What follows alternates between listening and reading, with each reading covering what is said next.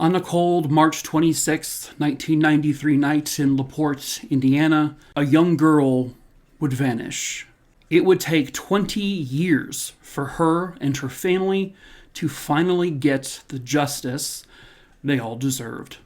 Hello, true crimerers. This is the case of Rayna Rison. Viewer discretion is advised.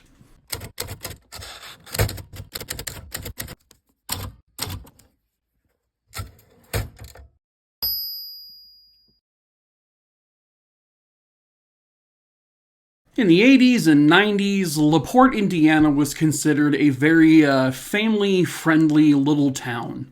A little small Midwestern flair that was just a great little place to raise a family. Away from big city life, it was littered with streets of small shops, mom-and-pop restaurants, just a good old-fashioned, wholesome place. And it was there in LaPorte where on May 6, 1976, Rayna Rison was born. She grew up in a very loving home. She had two sisters, Wendy and Lori. In school, Rayna was considered a very popular girl. She got excellent grades. She played multiple instruments. She was very involved in her education, and she aspired to eventually become a veterinarian. Rayna absolutely loved animals. In 1993, she was a sophomore at LaPorte High School. She was actually working 3 separate, part-time jobs, one of them being at a local veterinarian's office. She would, clean out the kennels, she would clean up the office itself, she would walk the dog, she would kind of just do all, the grunt work. On Friday, March 26, 1993, 16-year-old Reina was scheduled for a very brief shift there at the animal hospital. She was only scheduled to work between 4 p.m. and 6 p.m., and she would be the one to close up the building. She actually had a very big date planned that night with an ex-boyfriend of hers that she was excited to try to rekindle the relationship. His name was Matt Elser. Matt is considered a good old boy from a wholesome family, much like Rayna's family. He was the type of boy that basically any parent would approve of and dream to date their daughter. Rayna was excited for the date. Matt was excited for the date. The plan was that even though Rayna drove herself to work that day, Matt was going to pick her up and they would go on their dates. And so he got to the clinic. She told him to get there a few minutes after 6. So that's when he got there. And she wasn't coming out of the clinic. So he waited for a few more minutes and she still didn't come out. A few more minutes later, nothing. So he got out of the car and he walked up to the office. He looked inside. The lights all appeared to be off and the door was locked. So he couldn't even get in. It's then he noticed that Rayna's car wasn't actually in the parking lot. So did she leave and not inform him? She didn't leave a note maybe on the door? Very strange. So he decided to drive to her house. And when he got there, Rayna's car wasn't there either, but he knocked on the door and Rayna's father answered. And he said, no, Rayna hasn't come home after work because we expected her to be going out with you. So they hadn't seen her either, ever since she got out of school that day. So now her family is getting concerned. So they kind of just sort of patiently wait a couple hours. Maybe Rayna took off with a friend and didn't say anything and she'll be home. But 8 o'clock came around, nothing. 9 o'clock, nothing. 10 o'clock, nothing. By 10:30, they're like, all right, we are going to the police station and we're going to report her missing. So that's exactly what they did. They got there sometime shortly before 11 p.m. that night to try to report their daughter is missing. They said this is very unlike her. She would never do this. But they were like, well, you still got to wait 24 hours to file a missing persons report. Which for the life of me, I will never in a million years understand. Why are we not erring on the side of well, what if something happened, Sure, you can say, well, listen, she may have just run away, just went away for the night without saying anyone. Teenage girls, they do this kind of thing. Okay, but also equally possible is she could have been taken by someone, murdered by someone. Why are you Why are you not focusing on that? Why are you just guessing? Why are they always guessing? Just wait 24 hours and... Okay, well, in that 24 hours, what if we could have saved her life? Or someone's life? Anyone's life? Why are we waiting? But, whatever. It's frustrating. I know not all police stations do that anymore, but some still do. There's a lot of people out there who still wait 24, even 48 hours, like, depending on the person's age. But, like, for God's sakes, in this case, we're talking about a child. She's 16. Ugh. So, the next morning, her family starts to search themselves. They get family and friends involved. They're physically searching for her everywhere. They're calling every friend and acquaintance, every coworker, classmate they can think of. No one has seen her. No one has heard from her. They then put up a whole bunch of missing persons flyers that they made very quickly. And from those, they actually got a pretty substantial tip. Actually, a couple of tips. A few different witnesses would come forward to say that sometime around 6 p.m., they noticed a sedan parked outside the animal clinic where Rayna worked. Multiple witnesses would say they saw at least 2 men inside the car. One of the men got out, but they didn't really get a good look at him. There was also a female there. The witnesses overheard an argument, a back and forth. They thought, oh, this must be like a boyfriend-girlfriend fighting kind of thing, and the witnesses then just went about their business. So with that, they said, okay, well, let's talk to Matt Elser then, since they're the ones going on a date. Lovers fight here, maybe? So they question Matt, and he gives them the exact same story. He told the parents, that he waited and she wasn't there, and then he went to her house to find her. The parents confirmed that. Rayna's parents and everyone else said Matt's a really, really good kid. He's very, very respectable. He's just a sweet kid. We can't see him doing anything awful like this. He was really excited. Rayna was really excited. They were both really looking forward to this date. So they just had this gut feeling that Matt was just really not the person they were looking for. Plus, the car that Matt drove didn't match the description of what the witnesses saw outside the animal clinic. So at that point, Matt was cleared as a suspect. So like I said earlier, that Matt had noticed that her car wasn't in the parking lot. Well, it would be found the night after her disappearance. It was pulled off to the side of the road. It was on Country Road 200 East. And this is about 9 miles from where she worked. The hood of the car was put up, so that would imply she must have ran into some kind of car trouble. Well, her keys were still in the ignition. And so the police, when they got there, they turned the key. The car started up just fine. There was absolutely nothing wrong with the car. They also noticed that her purse was in the car with her wallet. Her cash was still in the wallet. She had I think a debit card or something still in there. So they realized the car was likely staged, but also this may not have been a robbery since all of her money was still there. But they also had to question, why was she even driving to begin with? Because again, the plan was for Matt to pick her up from work. They would go on their date, and then he would drive her back to her car when the date was over. So this wasn't adding up either. When they searched the car, they also found a man's ring. And so again, they went to Matt, is this your ring? He said, no, but I know who that belongs to. That ring belongs to a guy named Jason Tibbs. Jason and Reina dated back in the 7th grade. It only lasted 6 to 8 months, and they broke up. So police find Jason Tibbs. He's also, a 16-year-old kid. And they ask him, hey, is this your ring? He says, yeah, that is actually my ring. Where'd you find it? Well, in Reina's car, the missing girl. He goes, oh, well, that makes sense because a few days prior, she asked me to come fix her car. And I did because he was, I guess, known for being able to fix cars really well. So he said he did that. He took his ring off so it didn't get all oily and dirty. And he must have just left it in the car and forgot about it. And people would confirm that Jason was someone who did know cars well, and he had been someone who had fixed Reina's car issues prior. So it wasn't unusual of a story. Well, where was Jason the night that Rayna disappeared? Well, he apparently was out with friends fox hunting. No, they weren't actually hunting physical foxes. They were playing a game that basically was a big old version of hide and seek. But this would be done in cars. They would, I guess, everyone would like drive in their car and hide someplace, and then they would radio to the seeker through a CB radio clues as to their whereabouts, and then the seeker has to go find them.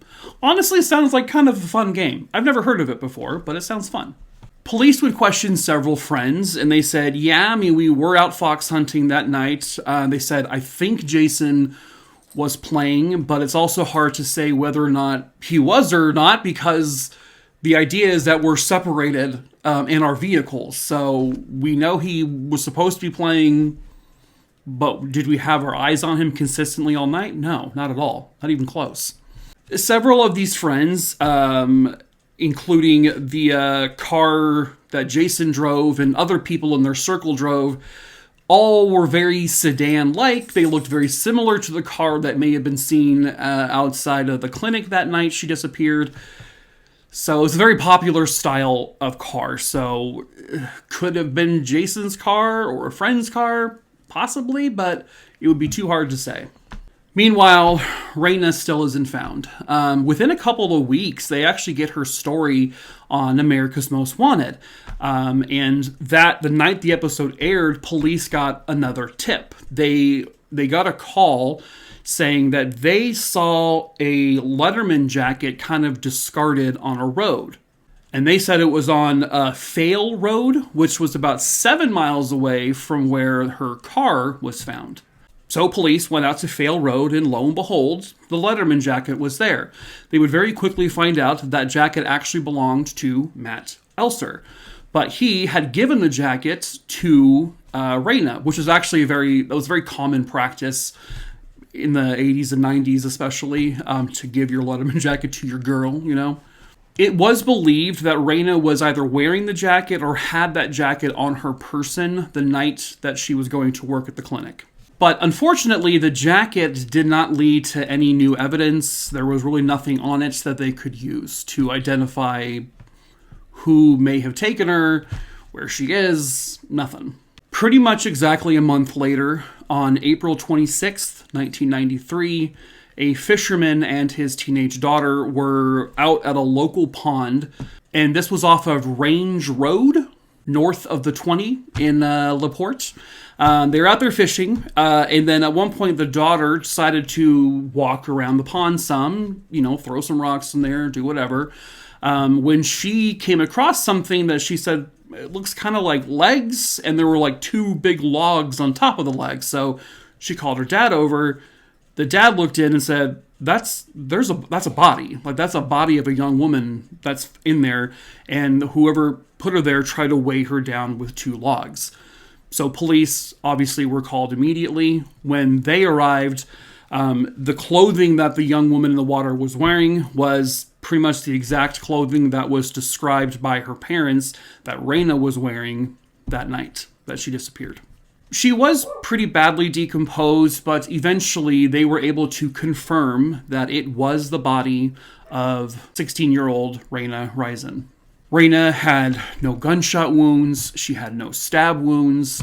She had no significant bruising. There was no really any indication of severe trauma done to her. But then when they did a more thorough examination, they realized that she had actually been manually strangled by someone due to the damage inside of her throat. And they also had minor abrasions on her actual neck.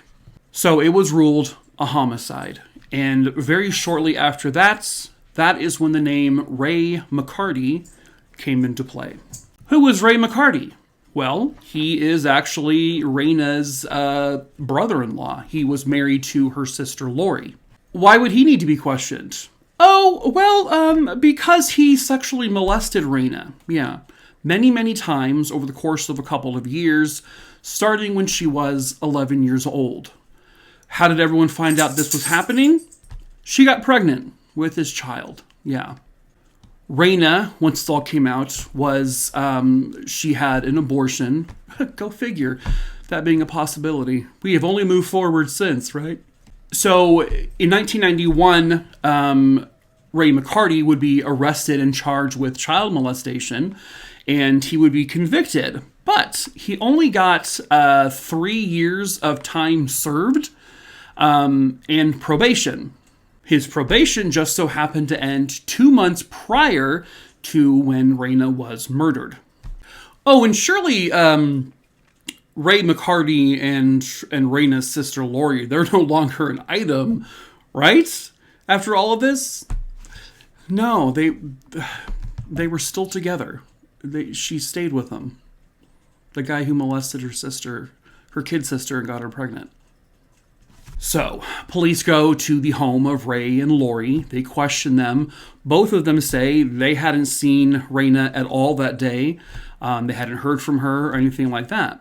And then Ray manages to get police, aside to himself and say, hey, can we talk privately? And so when they do that, he says, listen, I actually did see Reina that night. You see, on March 26, 1993, Ray was out looking for a new home because they were thinking about getting a new place to live. At approximately 5:40 p.m. that night, Ray was looking at a house on Warner Street, and where this was, he could actually see the animal clinic, like right in his eyesight. It was close enough that he can even see that Reina's car was in the parking lot. So, around 5:40 p.m., he walked over to the clinic, and he saw Reina. She was in there cleaning the office. She was mopping. He just briefly walked in, and according to him, he said, hey, have you seen your sister Lori at all? She said, nope. And then he turned around and he left.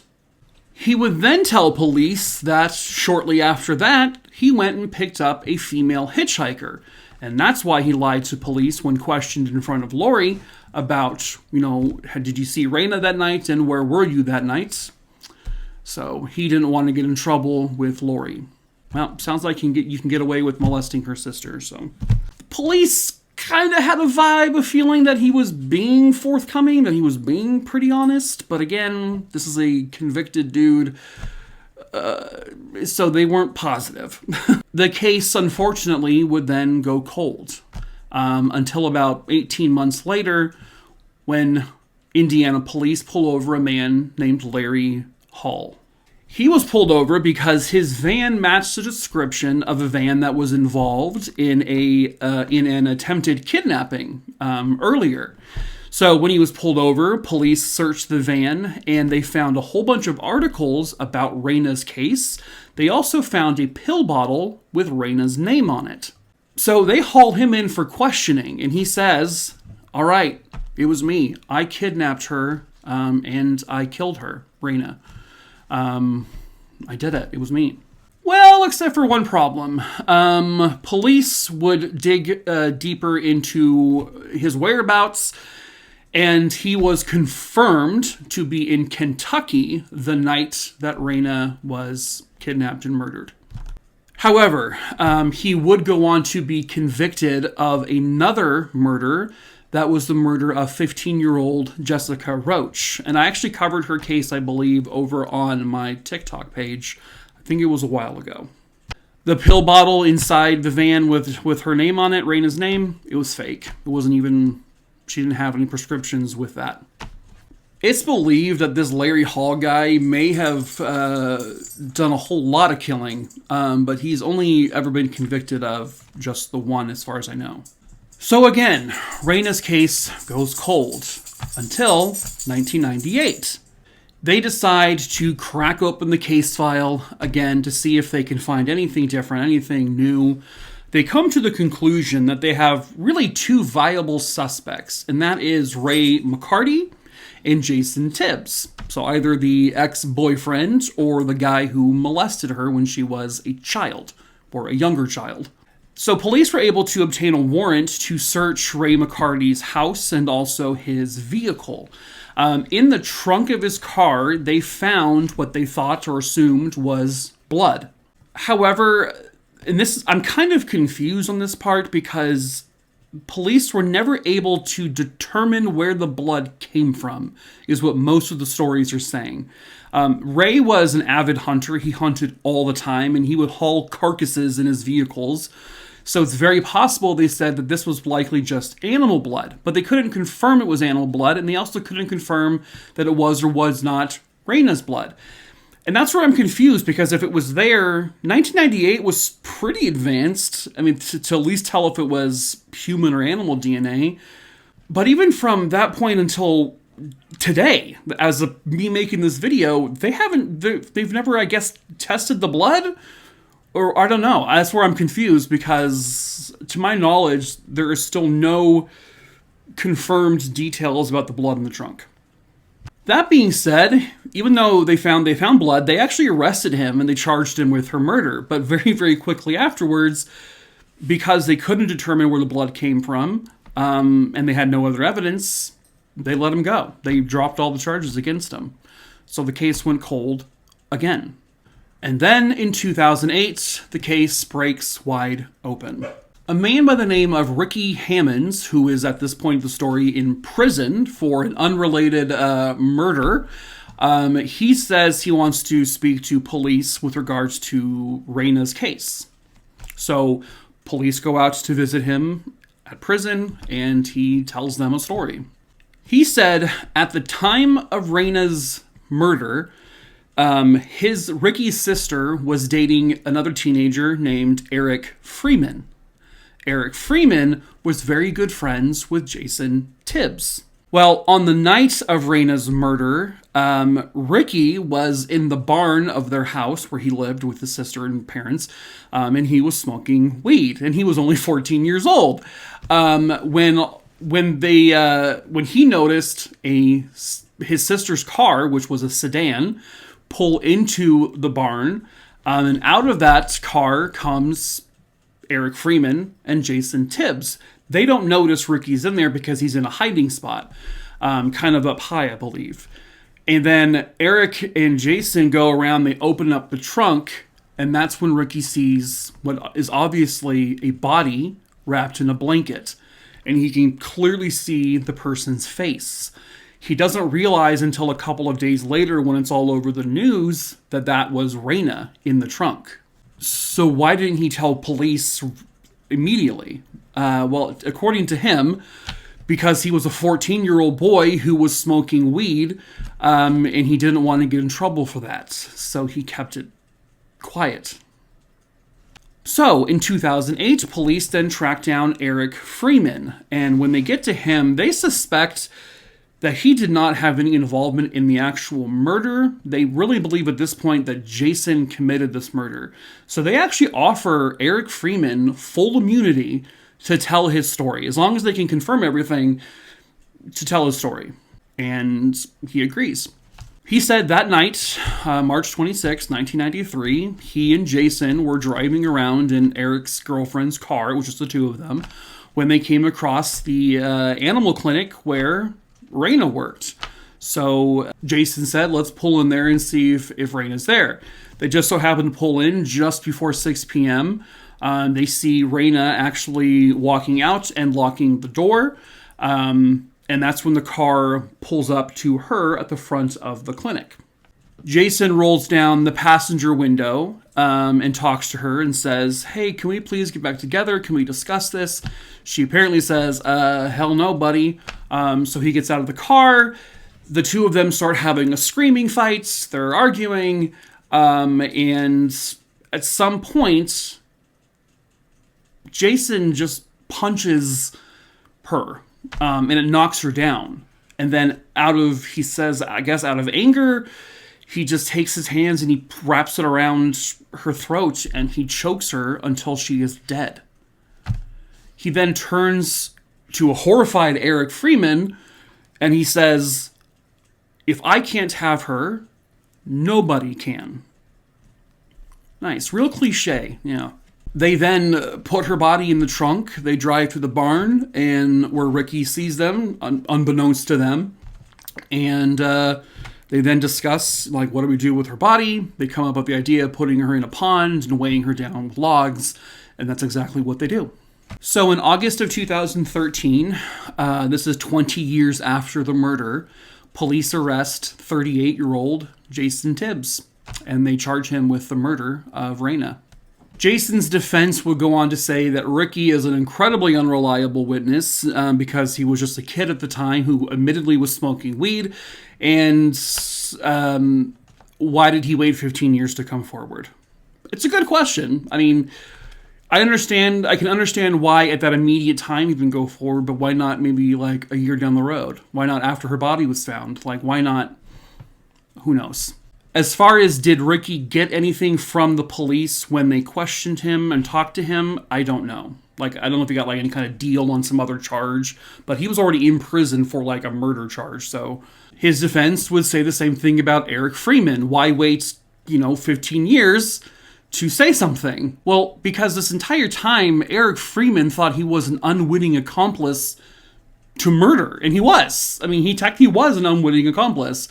And he was scared of Jason, and like I can't say anything because if I say something, he's going to throw me under the bus. So was it the right decision for him to be quiet and Ricky to be quiet? No, but you can also understand in a way why. But Eric Freeman was given full immunity to testify at the trial in 2013, and so he wasn't charged with anything. And then in 2000, the trial rolled around into 2014, and Jason Tibbs would be convicted of murder, and he would be eventually sentenced to 40 years in prison. There's no parole, so he will be close to 80 when he is out of prison. All of his appeals and attempts to get a new trial have been denied. And that is it for this case. I hope you found it interesting. As usual, if you would like to see significantly shorter form cases from me, I have well over 2,000 videos over on my TikTok page, which is dormant at this point. I won't be using it for any crime content. This is my primary platform now. Happy to be here. That being said, I do have a whole bunch of cases over there. I'm trying to slowly compilation them over here. Slowly but surely I'll get it done. But in the meantime, you can go over there and follow the page if you want. Got close to 3 million followers, so that's pretty cool. If you have any cases you would like me to cover, please send them to makingatruecrimerer.com. It'll be listed below in the description. But before you do that, go to my case list. It's in my link tree, Crimerer case list, and then just scroll through the list. There's like 4,300 names.